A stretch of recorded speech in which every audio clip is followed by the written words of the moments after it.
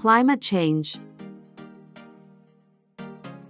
Climate change refers to long-term shifts in global or regional climate patterns, primarily due to human activities such as deforestation and burning of fossil fuels, and it releases extra greenhouse gases, intensifying this effect, leading to global warming. The province of Bohol, like many other regions, is experiencing the effect of climate change, like increasing heat index, and because of that, Bohol is now under the state of calamity.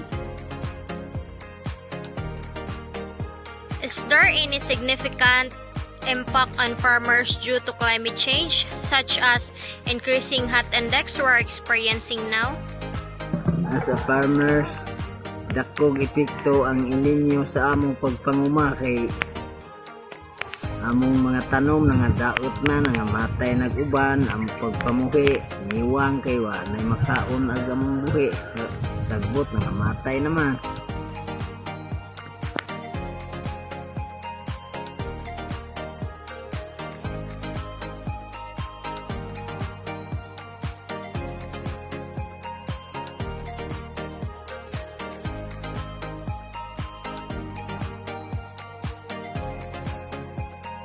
Because of climate change and the increasing heat index now, will this have a significant impact on you as farmers with the water level dropping in this dam?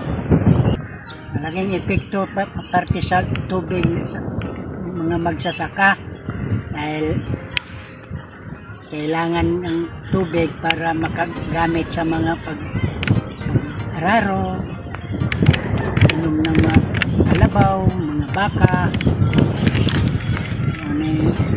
Importante po nangailangan ng tubig.